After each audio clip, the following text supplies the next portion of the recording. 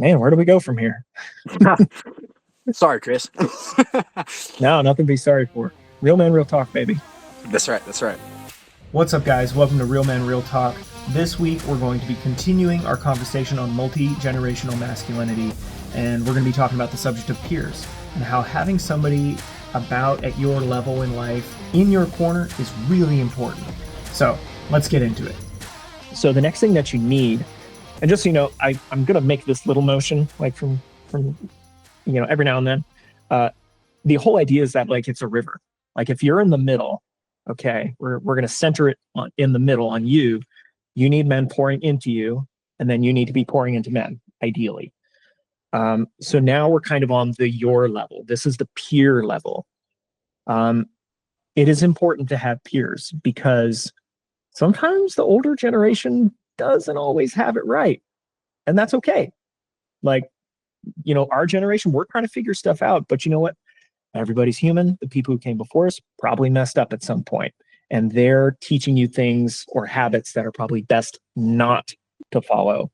So, Tilghman, can you tell me a little bit of a story of like how you've had peers and how that's sort of worked out, how it's helped? Maybe you haven't had the best peers. Maybe you've had good peers. Man, so I know we talked about something before the podcast, but something just came to mind in Okay, regards to let's go peers. with it. Just something kind of on the spot. But so I've had all kinds of peers in my life, and I feel like at all stages you're always going to have peers around the same age as you. Um, and I've had good and bad experiences with peers, and I feel like the best thing that I've figured out for myself personally is just finding people that want more in life like you want more, finding people that want more. um I'm trying to I didn't want to do this, but I'm just Say it, man. You're good. it's great. Just having people that see more in you than yourself. Uh, Yeah.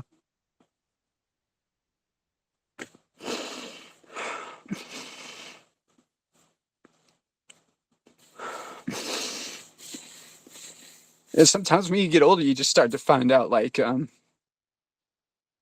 start to find out who your real peers are, who the real people are in your life. And I wouldn't say people that are holding your hand by any means, just people that are going to value you for you, and then you're going to value them for them.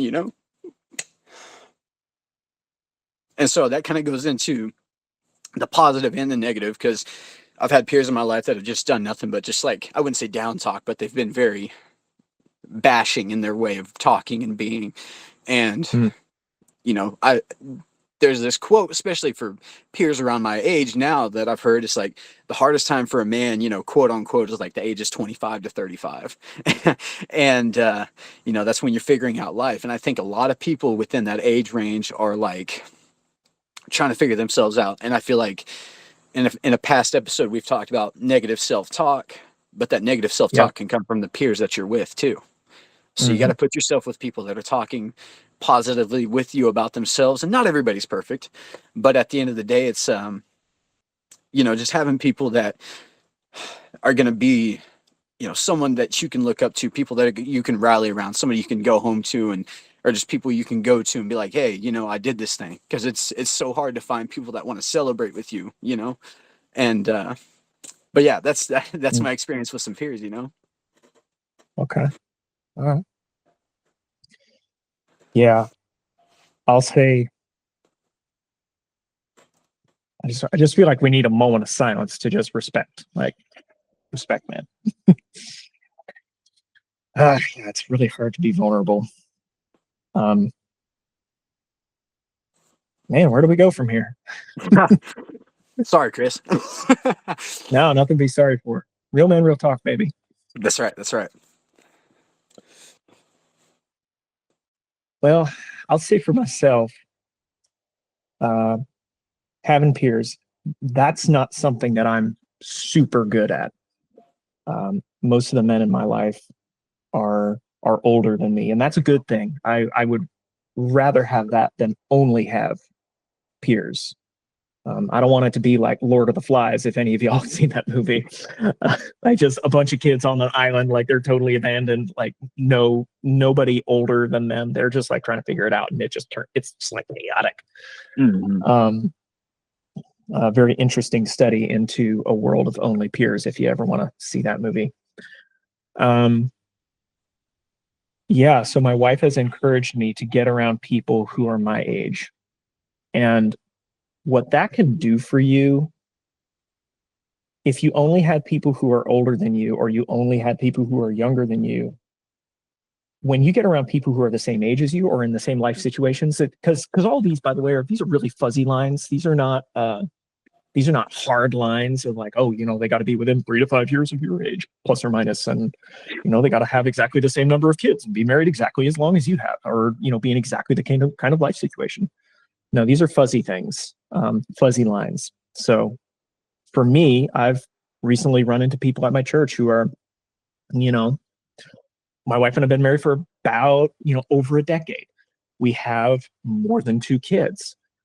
But I'm finding a lot of wisdom and commonality with people who have been married 3 to 5 years, who have 1 child, and or maybe they have way more children than us. And in this sort of crosstalk, imagine it like you're in a war, all right? And when you're in a war, if y'all remember, like I think it was World War I that it was famous for, was trench warfare. Like those people, your peers, are in the trenches with you. Like they're going through the suck with you. And to be able to look left and right and say, hey, here's a mag. I don't know if you kind of get that, but the visual is like, hey, you don't have any ammo. I've got an extra mag. Bam. And you pass it. Having that ability to share life lessons back and forth, it's so quick. And when these people are at your level, you can trust them pretty well, because that they're in the trenches with you. There's just like this shared trauma, instant trust, like, oh my gosh, first kid, they're screaming all night, you're not getting any sleep. Like, wait, the world isn't about me. So having that trust is very important. Sorry, one moment. Like, speaking of the kitchen table edition, my children are getting some things. Okay, so let's see. What was I saying before I was so rudely interrupted? No, it's for the best.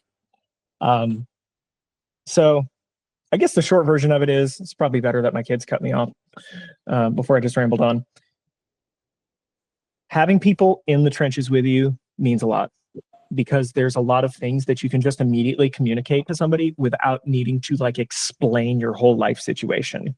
If you just talk to a new dad about sleepless nights, instant recognition, instant like, oh my gosh, yeah, those nights suck.